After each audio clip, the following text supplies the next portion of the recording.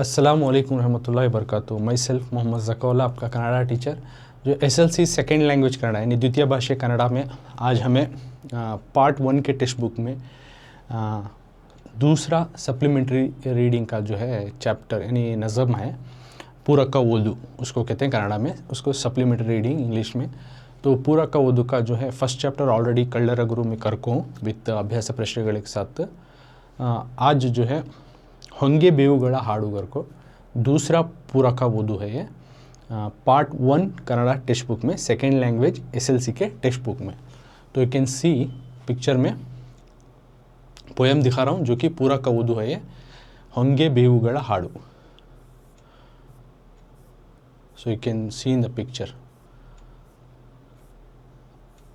पूरा का उर्दू कल्लर गुरु already we have did. तो आज न्यू सप्लीमेंट्री रीडिंग पूरक का उर्दू का नया एक पोएम, एक नज़म है, एक लेसन दिए हैं, एक नज़म दिए हैं सप्लीमेंट्री रीडिंग में। ये भी इम्पॉर्टेंट है, ऐसा नहीं कि इसमें नहीं आते सवाल जवाब, या इधर लेसन पार्ट हो सप्लीमेंट्री रीडिंग में, इधर पोएम पार्ट हो, यानी दो भी दिए हैं, एक वो एक है। तो वो करे ये इसके ऊपर भी जो है आपको क्वेश्चंस 1 मार्क को आ सकता है या 2 मार्क्स को एडु मूरु वाक्य में रिलेटेड तो आपको क्वेश्चन आता है। तो पूरा कंप्लीट पोएम भी सुने, रीडिंग सुने और एक्सप्लेनेशन को भी सुने और कवि परिचय भी सुने और इसके बाद अभ्यास प्रश्न आता है। तो पूरा कंप्लीट ये चैप्टर भी गो थ्रू करो, तो very useful for your exams and test purpose. तो एक बार आप पेज नंबर 59 निकालो अपने अपने टेक्स्ट बुक में, एक बार मैं रीडिंग करके बनाता हूँ। 59 59 कन्नड़ा में बोलते हैं। So open in your text book, you keep your index finger. ಹೊಂಗೆ ಬೇವುಗಳ ಹಾಡು ಪದ್ಯ 2 ಪೂರಕ ಓದು। ಇದನ್ನು ಬರೆದವರು ಡಾಕ್ಟರ್ H.L. ಪುಷ್ಪ।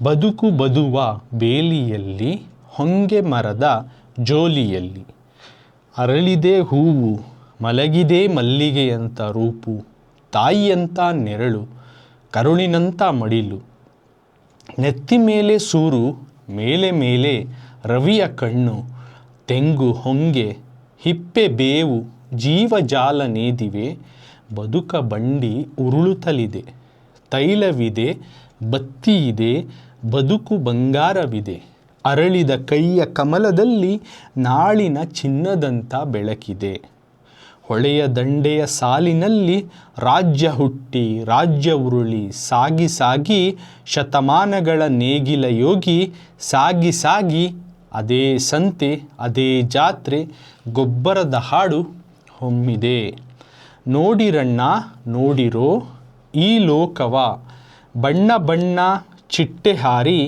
ಭೃಂಗದ ಸಂಗೀತ ಕೇಳಿ ಕೆಳಗೆ ಹೊಂಗೆ ಜೀವ ಹೂವ ಹಾಸಿಗೆ ಗಮಗಮಿಸೋ ಗಮಲಿನಲ್ಲಿ ಇಲ್ಲೇ ಎಲ್ಲೋ ಅಡಗಿ ನಾಳೆ ಎಂಬ ಕೂಸಿದೆ ತೆಂಗು ತಾರೆಗಳ ನಾಡಿನಲ್ಲಿ ಬೆವರ ಹನಿಯ ಸಾಲಿಯಲ್ಲಿ ಜೀವಾಮೃತ ಒಡಗಿದೆ ಜೀವ ಹಿಂಡಿ ಒಡಲ ಹಿಂಡಿ ತೈಲಧಾರೆ ಹೊಮ್ಮಿ ಬರಲಿ ಹೊಂಗೆ ಇಪ್ಪೆ ಜೀವ ಮೇಳ ನಡೆಯಲಿ ನಾಳೆ ಎಂಬ ಚಪ್ಪರದ ಕೆಳಗೆ ಮನುಕುಲದ ಮೊಳಕೆ ಒಡೆಯಲಿ ಭವ್ಯ ಬದುಕು ಅರಳಲಿ। ಸೊ ಕೃತಿಕಾರ ಪರಿಚಯ ಡಾಕ್ಟರ್ H.L. पुष्पा। तो ये पोएम को जाने से पहले होंगे बेवुगळ हाडु पोएट यहाँ पे क्या बोलना चाह रहे हैं उसका एक शॉर्ट इंट्रोडक्शन, जिस तरह से हमें नेचर के साथ रहना है, right. From lakhs of year से देखें तो इंसान जो है इस नेचर के साथ एक इंटर रिलेशनशिप यानी एक दूसरे के साथ जो है जो रिलेशन बनाते हुए यानी नेचर कुदरत के साथ और अपनी ज़िंदगी के साथ मामलात को रखते हुए इंसान जो है उसकी जो है नस्ल बढ़ते हुए गई। तो पहले सालों से करीब लाखों सालों से पहले अभी तक भी जो है इंसान इस नेचर के ऊपर एक किसी ना किसी के तरह से डिपेंड आगे भी रहना पड़ता। तो इस तरह के एनवायरनमेंट को रिलेटेड आज स्लोली जो है किस तरह से जो रिन्यूएबल जो रिसोर्सेस थी जो कि इस्तेमाल करते करते जो नेचुरल की जो रिसोर्सेस मिल रही इस्तेमाल करते करते वो मिलते हुए जाती नहीं, ये इंसान ही अपने हाथ से किस तरह से ख़त्म करते हुए जा रहा है। इससे क्या नुकसान हो सकती। और एक तरफ जो है पोएट यहाँ पे, यानी इस नज़म को जो लिखी डॉक्टर एच.एल. पुष्पा, उन्होंने अपने तरफ से एक नाराज़गी और एक डर इस तरह से जता रहे कि कहीं हम इस कुदरत के साथ छेड़छाड़ इतना करते करते कहीं कम्प्लीटली इस कुदरत को ना स्पॉइल कर दे या हाल कर दे, या कल का दिन हमें देखने में बहुत जो है मुश्किलात होना पड़े, या फिर अगर इसको हम अभी भी अलर्ट होकर बदलेंगे तो कुछ इसके साथ जो है अच्छा होने वाला है। ये चीज़ों को रखते हुए इन पोएम को, और कंप्लीट पोएम अभी तक मैं नहीं समझा, यानी एक तुम इंट्रोडक्शन स्मॉल पोएट इस तरह से नज़रिया रखते हुए थ्रू इस पोएम में बता रही, इस पोएम के ज़रिए से, नज़म के ज़रिए से। तो मैं देख सकती ಹೊಂಗೆ ಬೇವುಗಳ ಹಾಡು ಎರಡು करको है, ಎರಡು यानी पूरक ओदु सप्लीमेंट्री रीडिंग का जो है सेकेंड पार्ट, सेकेंड ಹೊಂಗೆ ಬೇವುಗಳ ಹಾಡು। ಹೊಂಗೆ का तो क्या, ಬೇವುಗಳ हाड़ू तो दो पेड़ और उसका, हाड़ू का तो गाना सॉन्ग। ಹೊಂಗೆ का तो क्या, एक किस्म का पेड़ जो कि इसको beech tree, the Indian beech tree बोलती।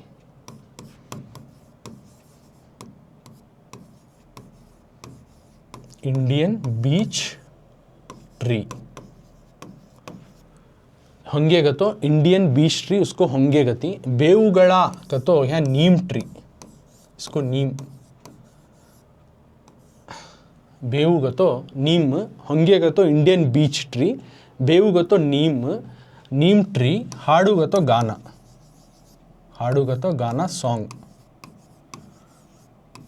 नीम ट्री का सॉन्ग, ಹೊಂಗೆ का तो द इंडियन बीच ट्री का सॉन्ग।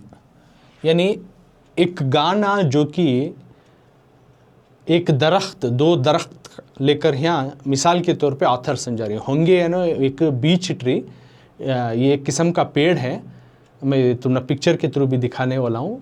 ये एक किस्म का दरख्त या पेड़ होंगे। बेऊ एक किस्म का दरख्त पेड़ जो कि नीम कर को बोलती हैं उसको, नीम पेड़, उसका गाना। तो इन पेड़ों का लेकर किस तरह से मिला जुलाप जो है इंसान अपने कुदरत के साथ रखो है, वो चीज़ों को और कंपैरिजन करते हुए एक उनका नीम और बीच ट्री का गाना, हाड़ू गाना, यानी इन पेड़ों का गाना करको इस तरह से एक नज़म बताएं। तो मैं वो दिखाता हूँ, होंगे पेड़ का तो कौन सा, बेऊ पेड़ का तो कौन सा। तो होंगे मरा का तो कुछ इस तरह से आ सकता है, पिक्चर में देख सकती। और उसके फूल कुछ डार्क इस तरह से पर्पल या पिंक कलर के रहती। तो होंगे मरा का तो ये है the Indian beech tree, so you can see in the picture. और उसका फूल कुछ इस तरह से आता है उस पेड़ का, और ये पेड़ है। और उस पेड़ के कुछ सीड्स जो है बीज इस तरह से आती होंगे पेड़ घर को।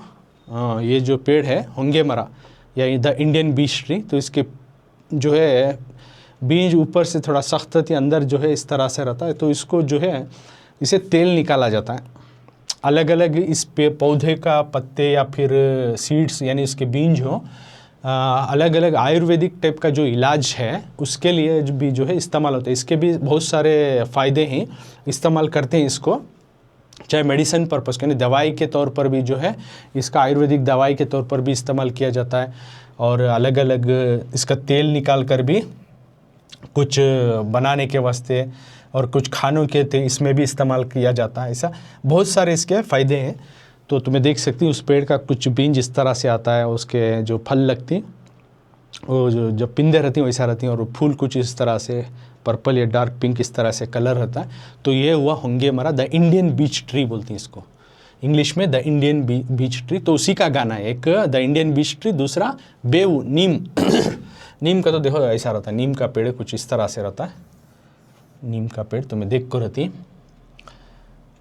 और उसके कुछ फलां सब ऐसा आती, पत्ते देखो ऐसे आती नीम के पेड़ के, जो कि इसको बहुत सारे फ़ायदे माना जाता है। दवाई के तौर पे भी इस्तेमाल करती है। स्पेशली इस नीम के पेड़ को, नीम के जो पत्ते आती हैं युगादि फेस्टिवल में इस्तेमाल करती, फूल और पत्ते, ताकि वो युगादि के फेस्टिवल में इसके साथ गुड़, नीम के पत्तों के साथ गुड़ देखो, यानी it is a symbol of happiness and sadness. Sadness आको नीम, हैप्पीनेस आको गुड़ यानी जैगरी, इसको जो है रिप्रेजेंट कर रहा है कर को, इस तरह से ये भी दिया जाता है। इस नीम का जो है फूल और ये पत्ते कुछ इस तरह से, नीम के जो है झाड़ इस तरह से आता है, और उसके जो है पिंदे कुछ इस तरह से आती, उस झाड़ के जो है फ्रूट्स पिंदे कुछ इस तरह से आती, और इसके फूल और पत्ते भी इस तरह से आती।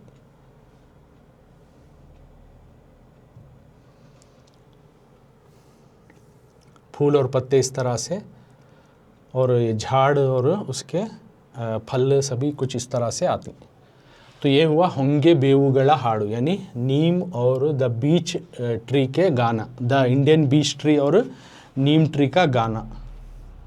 बदुकु बधुआ बेलियल्ली, यानी ज़िंदगी के जो बधु आती हैं उसके बॉर्डर में, यानी ये पौधे जो दे सकती नीम और बीच ट्री जो है ज़्यादातर कहाँ लगाती हैं, तो किसान उनके खेत के बॉर्डर जो आती बधु बोलती, खेत आ रहती नहीं उसके ऊपर हम्पा के सका बना के छोड़े रहती है, मेरी इतनी खेत उधर दूसरी होती है, तो उधर वो बॉर्डर्स में जो है खेत के उनके उधर ये नीम ट्री और होंगे मरा यानी बीच ट्री को जो है उस किस्म के दरख्त को उन्होंने लगाती हैं। और रास्ता रोड जाता है ना, उसके आजू बाजू भी इस तरह के पेड़ को हमें देख सकते हैं, तो लोग लगाती हैं क्योंकि इससे छांव मिलता है, अच्छा सा ठंडा भी रहता है, और मेडिकल पर्पस भी जो है आयुर्वेदिक की दवाई के इस्तेमाल होती हैं, अलग अलग इनका तेल भी इस्तेमाल होता है, चाहे खाने में हो या अलग इसका दवाई बनाने में हो या बीज हो, हर चीज़ से बहुत दोनों पौधे जो है बहुत ज़्यादा इस्तेमाल होती हैं हमारे इंडिया में।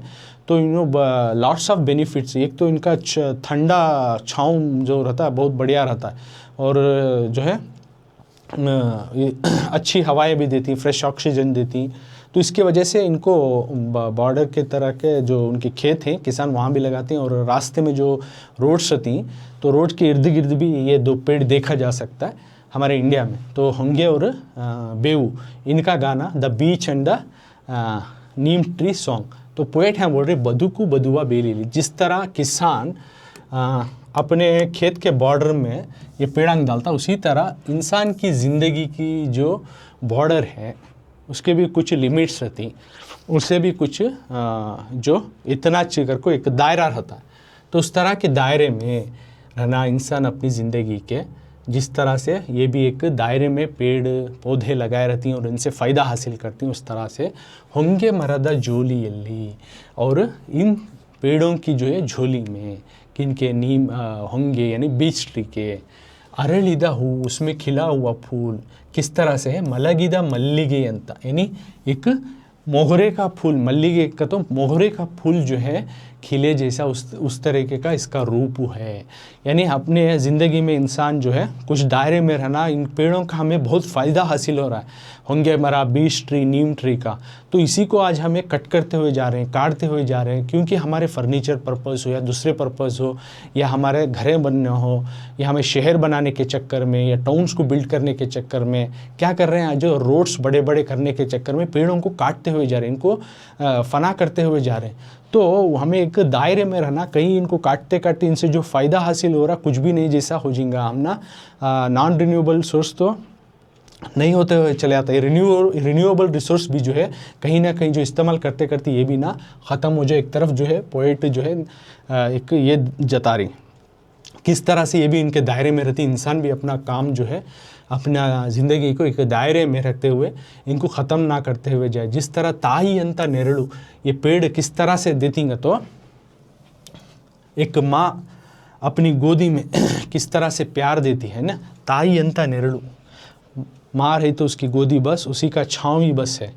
तो ये जो छाँव देती, इनका छाँव जो रहता है, शैडो जो रहता है, कौन होंगे मरा और बेऊ मरा यानी बीच ट्री और नीम ट्री, तो इनका छाँव जो है माँ के छाँव जैसा, और उनका जो प्यार जो रहता है, जिस तरह माँ की जो है कलेजे से जो माँ के जो इस अंदर से जिस तरह से ममता दिखाती है माँ अपने बच्चों के लेकर, उस तरह से ये पेड़ भी जो है ये रहे तो एक गोदी में हमें छाँव लेती, पेड़ के गोदी में, नीम और बीच ट्री के गोदी में हमें छाँव लेती हैं, और उनसे जो है प्यार, यानी उनसे हमें जो है जो ज़रूरी हवा है, तेल है, या उनका फूल हो, फल हो, तेल हो, या दवाई के लिए, इस तरह से जिस तरह माँ हर तरीके से जो है हमने टेक केयर करती है, उस तरह से ये पेड़ भी जो है, ये इस तरह के पेड़ भी जो है हमें एक माँ के जैसा जो है मदद करते रहती है, हर बार छाँव देती हैं, या माँ अब जब हम थके हुए जाती हैं उसका गोद देती है, उस तरह से वो भी हम ना सहलाती हैं पेड़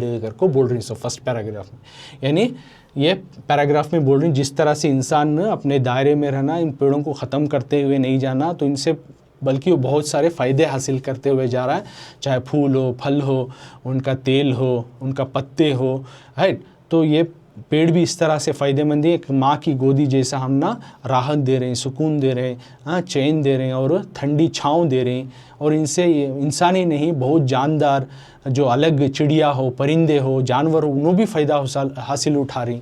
तो अलग अलग मखलूक़ात भी उठा रही। एक माँ के जैसा, एक गोदी के जैसा ये पेड़, हाँ, कर को बोल रही, उनका इम्पोर्टेंस बोल रही, नेचर का, कुदरत का इम्पोर्टेंस कितना है कर को इंसान के ऊपर, इंसान कुदरत से कितना फ़ायदा हासिल कर रहा है। इसे नेत्ती मेले सूरू, हमारे सर के ऊपर एक छत के जैसा ये पेड़ा, जो नीम हो या होंगे मरा, ये छत हमारे सर के ऊपर एक छत के जैसा, तले मेले सूरू, सर के ऊपर छत के जैसा, मेले मेले रविया कर्ण, और छत के ऊपर क्या है, इन पेड़ के ऊपर सूरज किरणें। तो सूरज की किरणों को हम ना नहीं लगे, जैसा जब हम खेतों में मेहनत करके जाती हैं, रास्ते में कोई काम करते हुए, सफ़र करते हुए जाती, थकती, तो सूरज की गर्मी पड़े तो हमें इसके छाँव में, इन पेड़ों के छाँव में, शैडो में हमें बैठती, इसे बड़े बड़े पेड़ों के छाँव में जो है, होंगे मरा हो, नीम का ट्री हो, इसके पेड़ के छाँव में बैठकर हमें राहत लेती। और कौन से कुछ अलग, और इसके साथ दूसरे पेड़ों का भी जिक्र कर रही। तेंगू, तेंगू का तो कोकोनट यानी खोपरे का, होंगे का तो बोलिया बीच, बीच ट्री। हिप्पे,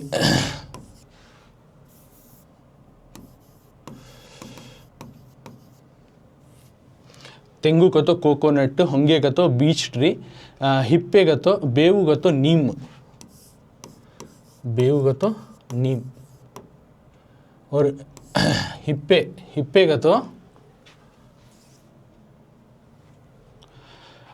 वो पेड़ दिखाता हूँ तुम ना, कुछ इस तरह से रहता है हिप्पे मरा। हिप्पे मरा का तो ऐसा रहता है, बटर ट्री बोलते हैं इंग्लिश में उसको। तो हिप्पे मरा, इसका भी जिक्र करें। तो ये भी छाँव शैडो देता है, इसका भी मेडिकल पर्पस यूज़ करती। बहुत सारे फ़ायदे हैं ये पेड़ के। तो उनके बीज के भी सुखाया जाता है, इनसे भी तेल निकाला जाता है, अलग अलग पर्पस के लिए इसको इस्तेमाल किया जाता है। तो ये हिप्पे मरा का तो बटर ट्री। तो तेंगू, होंगे, हिप्पे, बेऊ, जीव जाला नेदिवे, ये तेंगू का तो देखो यहाँ है, तेंगू का तो ये नारल झाड़, कोकोनट। हिप्पे मरा का तो देखो ये बटर ट्री, इस तरह का पेड़ आता है, एक किस्म का दरख्त। ये पूरे दरख्त के नाम लीन सो, तेंगू, होंगे, हिप्पे, बेऊ, ये पूरे दरख्त के नामा, पेड़ां के नामा। तो इस तरह के पेड़ जो है हमारी ज़िंदगी को जीव जाला ने दिवे, हमारी ज़िंदगी को जान भरने वाली चीज़ें हैं सभी। ये जब झाड़ा जो दरख्त हैं हमारे बेजान ज़िंदगी को एक जान देने वाली चीज़ हैं। बदुका बंडी उरुड़ता लिदे, इंसान अपनी ज़िंदगी को जो है चलती हुई जा रहे, राइट। कोई कुछ करे या ना, इंसान की ज़िंदगी जो है चलती रहती, इनकी ज़िंदगी भी ये चलते रहते, आगे चलते रहे, उसी को बदुका बंडी उरुड़ता दे, ज़िंदगी जो आगे चलते हुए जा रही है। तैलविदे, बत्ती इदे, यानी तेल है, बत्ती है। बदुकु बंगार विदे, और ज़िंदगी इसमें सोने का जैसा, सुनहरा जैसा है। अरಳಿದ ಕೈಯ ಕಮಲದಲ್ಲಿ, खिले हुए हाथ में कमल के फूल के जैसा। नाड़िन चिन्नदंत बेಳಕಿದೆ, कल के सोने के जैसा रोशनी है। यानी इन पेड़ों का फ़ायदा और इन पेड़ों के कुछ नाम जो है इस सेकंड स्टैंजा में क्या बताना चाह रही। तो हमें ये पेड़ा एक सूर्य यानी एक छत के जैसा है जो कि सूरज की रोशनी से बचा रहा है और सूरज की रोशनी अपने ऊपर ले रहा है। और जो तेंगू, होंगे, हिप्पे, बेऊ यानी ये नारल और जो है बीच ट्री, हिप्पे यानी बटर ट्री, बेऊ यानी नीम ट्री, इस तरह हमने ज़िंदगी को जान भर रहे हैं। हमारी ज़िंदगी की गाड़ी आगे बढ़ रही है, इसमें तेल है, बत्ती है और सुनहरा जैसी ज़िंदगी है। हाँ, इन सबको बचा के चलेंगे तो अगर हमें कल की एक सुनहरी जैसी रोशनी दिखाई, जैसे हमारे हाथ में ही कमल का फूल है, यानी इनको हमें रख ले तो इन पेड़ों को बचा कर चलेंगे, पौधों को, हमें इन्वायरमेंट को, हमने नेचर को बचा कर चलेंगे तो कल हमें सुनहरी जैसी ज़िंदगी जी सकती है। हमारे हाथ में ही फूल पड़ा है, यानी हमारे हाथ में है कि इन सबको बचाना, ये सब हमारा काम है। इस तरह से पोएट जो है बता रहे कि एनवायरनमेंट का इम्पोर्टेंस बताते हुए जा रही। और नेक्स्ट स्टैंजा में बोल रही, ಹೊಳೆಯ ದಂಡೆಯ ಸಾಲಿನಲ್ಲಿ, ಹೊಳೆ का तो बहती हुई नदियाँ, तो उनके बैंक, ಹೊಳೆಯ ದಂಡಿ ಸಾಲಿನಲ್ಲಿ, उनके लाइन्स बनकर, यानी बहती हुए नदियों के सामने, इस तरह नदी बहती नहीं, ऐसा बैंक प्लेस आता, रिवर बैंक्स, तो इसको बोलती हैं होले या दंडिना। ये नदी बहने के किनारे को बोलती हैं दंडिना। इनके लाइनों में यानी इस तरह के जगहों में, जो बहती नदियों की जो किनारों के जगहों में राज्य उठी, बहुत सारे जो है मुल्क जो है पैदा है, राज्य उरली, बहुत सारे मुल्क जो है डूब गए, बहुत सारे मुल्क जो है पैदा है, बहुत सारे मुल्क जो है लुढ़क गए।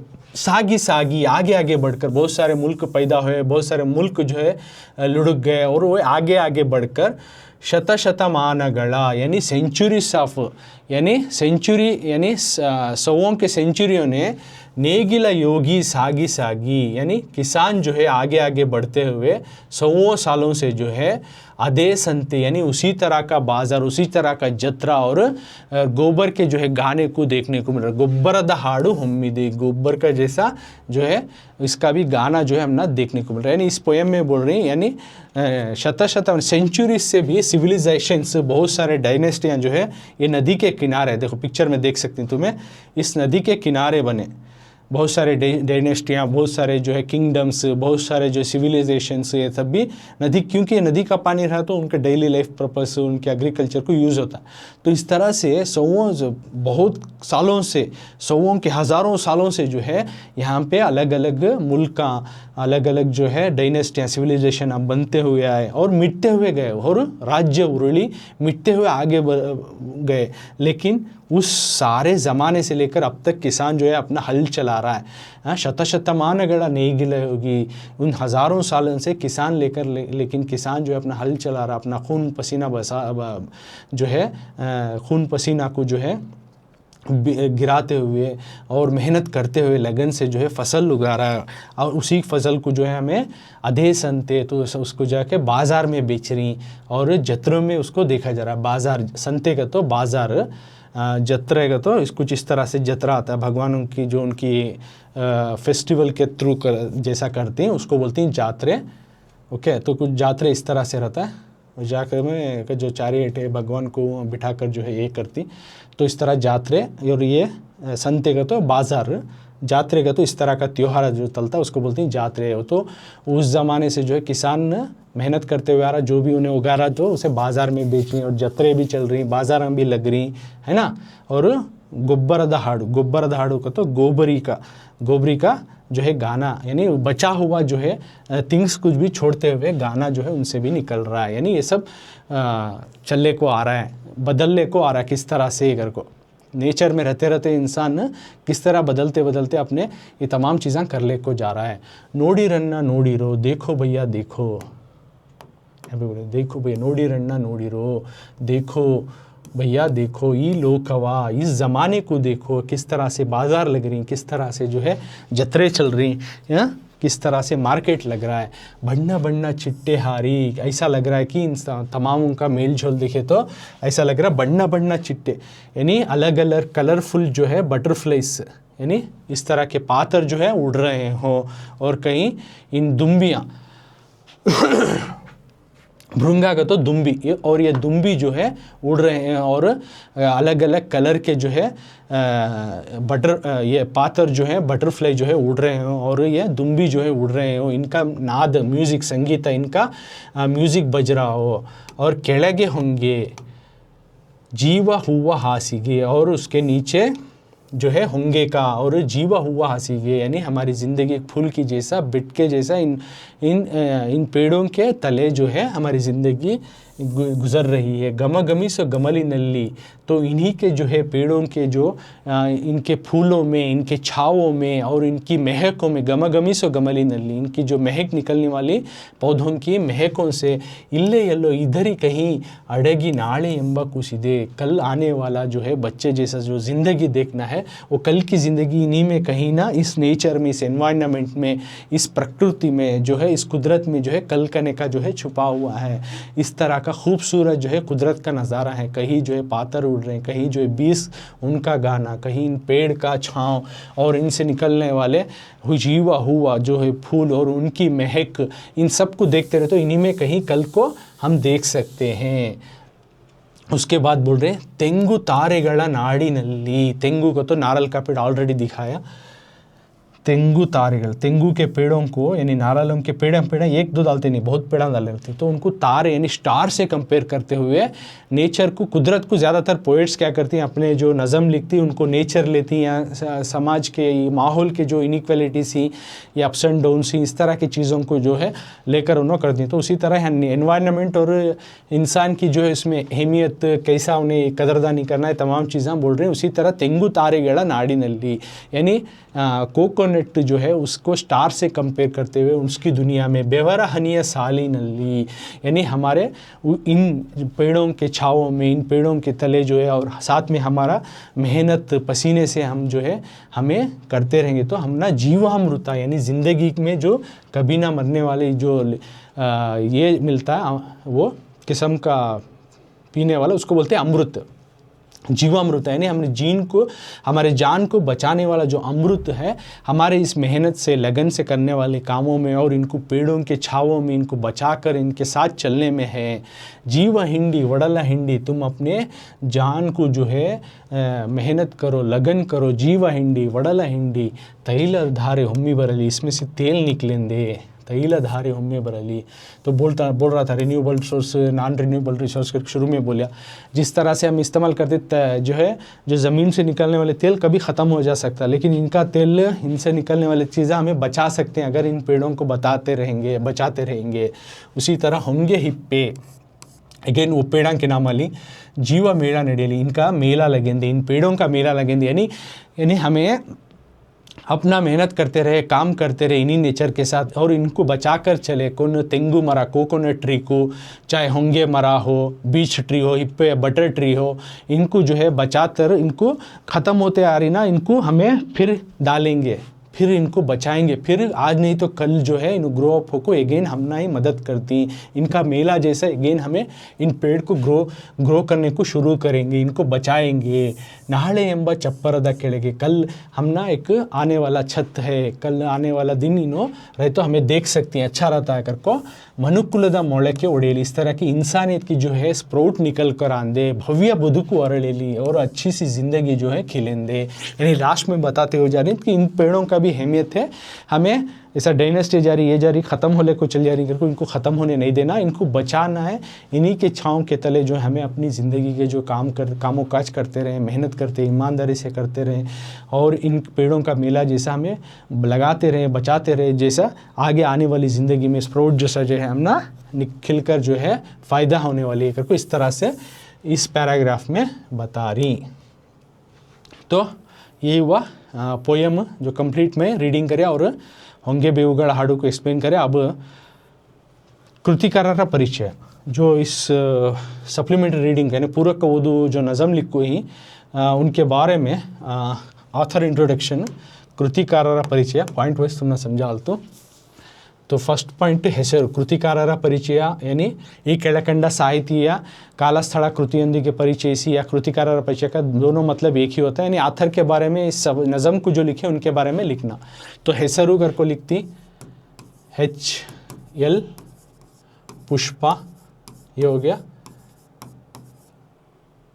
उसके बाद काला जनना,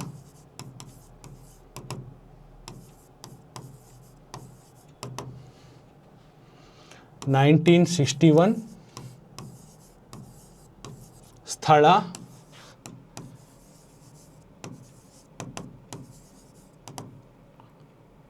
ಹಾಸನ ಜಿಲ್ಲೆ ಹೊಳೆನರಸೀಪುರ।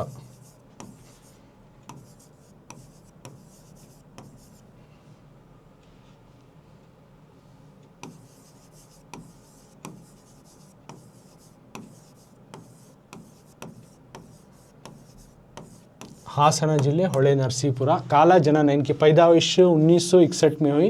प्लेस कहाँ का? तो हासना डिस्ट्रिक्ट के होले नरसीपुरा में हुई। ये हुआ कृति। इसके बाद कृति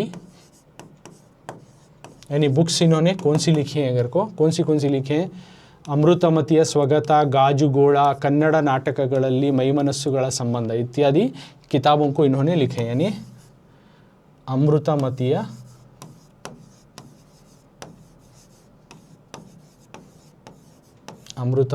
स्वगत,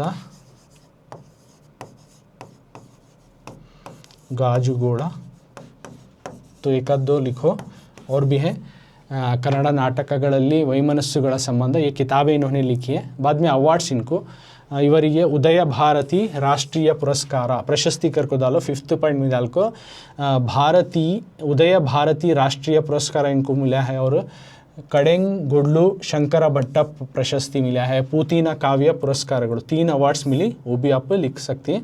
तो प्रशस्ति कर को डालो, प्रशस्ति कर को डाल को इन अवार्ड्सों के नाम लिखना तुम्हें, अवार्ड्स। तो ಹೆಸರು हुआ, काला जनन पैदाइश, स्थला प्लेस कहाँ पैदा है, कृतिಗಳು इनके लिखे हुए किताब, प्रशस्ति अवार्ड्स जो कि यहाँ देखो उदय भारती राष्ट्रीय पुरस्कार 1 अवार्ड मिला है इनको। बाद में कडेंगुड्लू शंकरा भट्टा प्रशस्ति 1 अवार्ड का नाम है, ये भी मिला है। साथ में पूतीना काव्य पुरस्कारಗಳು, ये भी एक किस्म का अवार्ड है, ये भी इनको मिला है। बाद में आकर ग्रंथ कर को लिखो, 6th पॉइंट आकर ग्रंथ कर डाल को, यानी this book has taken from,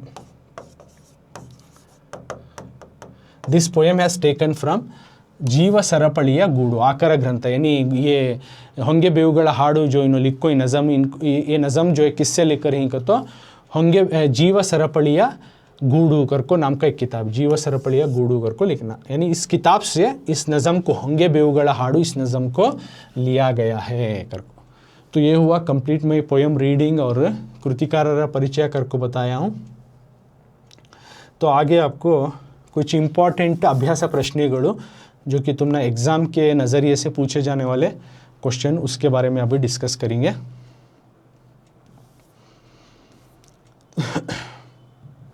तो फर्स्ट क्वेश्चन यहाँ क्या देखो, ಈ ಕೆಳಗಿನ ಪ್ರಶ್ನೆಗಳಿಗೆ ಉತ್ತರಿಸಿ, अभ्यास प्रश्नಗಳು प्रैक्टिस क्वेश्चंस, ಕೆಳಗಿನ ಪ್ರಶ್ನೆಗಳಿಗೆ ಉತ್ತರಿಸಿ, नीचे दिए गए सवालों के जवाब दीजिए। First question they have given in text book according to the text book. Question number 1, ಒಂದು ಬದುಕ ಬದುವ ಬೇಲಿಯಲ್ಲಿ ಏನೇನು ಇದೆ, बदुका बदुआ बेलियल्ली ಏನೇನು ಇದೆ, यानी ज़िंदगी के जो बदुआ आती यानी बॉर्डर्स आती उसके बेली में बॉर्डर में ಏನೇನು ಇದೆ, क्या क्या है अगर। तो सेम क्वेश्चन, बदुका बदुआ बेली ಯಾವ ರೀತಿ ಇದೆ अथवा ಏನೇನು ಇದೆ, दोनों को भी यही लिख सकते हैं, ಏನೇನು और ಯಾವ ರೀತಿ। तो उसमें ये लिखना बदुका बदुआ बेलियल्ली, दोनों का मतलब एक ही होता है, यावा किस तरह से और क्या अगर को टच। बदुका बदुआ बेलियल्लिरुव यानी ज़िंदगी के बदुओं के जो बॉर्डर है उसमें ಹೊಂಗೆ ಮರದ ತೊಂಗಲಲ್ಲಿ यानी बीच ट्री के छाँव तले और हू अरಳಿದಿ, वहाँ पे फूल खिला है, अವು मल्लिगे अंती, और वो फूल कैसा है, मोगरे के फूल जैसा है। ಹೊಂಗೆಯ ಮರವು, और ये जो बीच ट्री है मरऊ हेत्ता ताई अंते, और हम ना पैदा किए माँ जैसा किस तरह सुकूनियत देती, ठंडापन देती, उस तरह इन्हें भी छाँव दे रहा, सुकूनियत दे रहा। ಹೆತ್ತಮ್ಮನ ಅಂತಃಕರಣದ ಹಾಗೆ, ಹೆತ್ತಮ್ಮನ ಅಂತಃಕರಣದ ಹಾಗೆ, जिस तरह माँ अपने ममकार को ममता को दिखाती है उस तरह से, हागे आश्रयनु नीडी, उसी तरह से माँ जिस तरह से आसरा देती है, हमना राहत देती है ना, उसी तरह ये पेड़ भी जो है हमना आसरा और राहत देती है अपने छाँव तले, ठंडी हवाओं के तले। अगर तो इसको बोल रहे बदुका बदुआ बेली ಯಾವ ರೀತಿ ಇದೆ, ಏನೇನು ಇದೆ तो ये लिखना।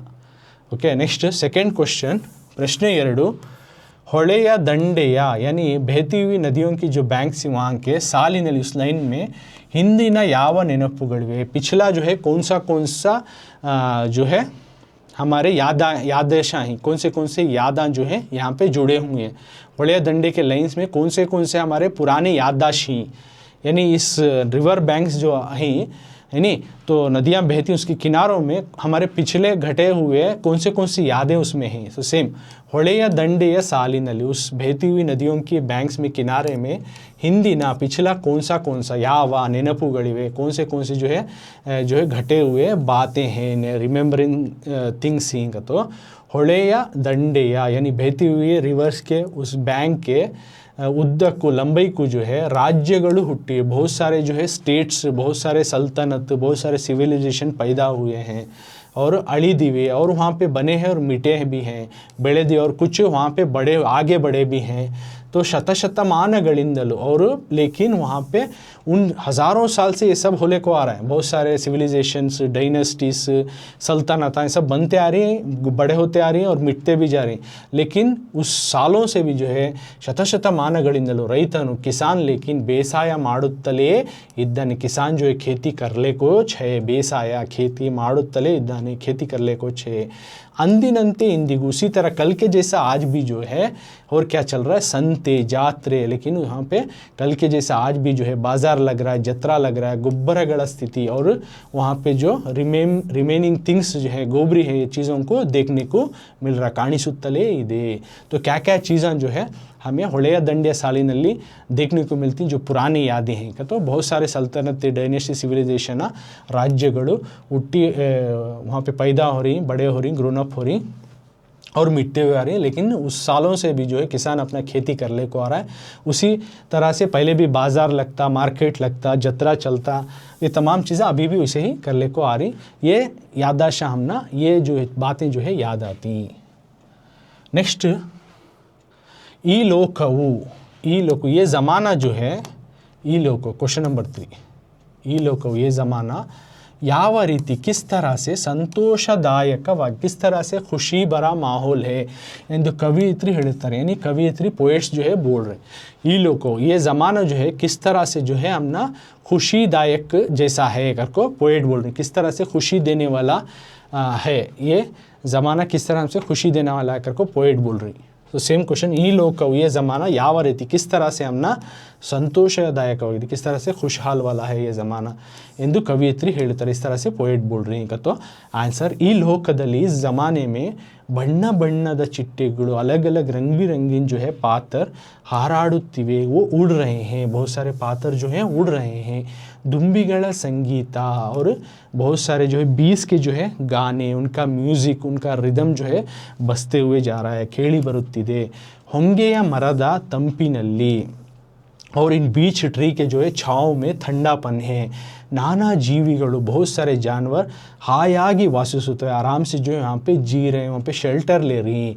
ಅಲ್ಲಿ ಹೂಗಳ, और वहाँ पे फूलों का हासिगे ಇದೆ, वहाँ पे फूलों का एक बेड जैसा है। ಎಲ್ಲೆಡೆ सुवासने ಇದೆ, हर जगह जो है उसकी खुशबू है। किस तरह से खुशी है आज का माहौल अगर इन पेड़ों को सब बचा के चलेगा। तो कलरफुल बಣ್ಣ ಬಣ್ಣದ ಚಿಟ್ಟೆಗಳು, रंग बिरंगे जो है पातर देखने को मिलती, और जो है बीस जो मैं दिखाया वो उस तरह के बीस जो है उससे गूंजने वाली आवाज़ एक म्यूज़िक की जैसा दिखाई मिल रहा है। और होंगे यानी बीच ट्री का जो है छाँव तले जो है ठंडी हवाएं, और इसी के झाड़ के जो है बहुत सारे जो है सहारा लेकर वहाँ पे जी रहे हैं बहुत सारे जानदार चीज़, और इनके फूलों से महक आ रही है।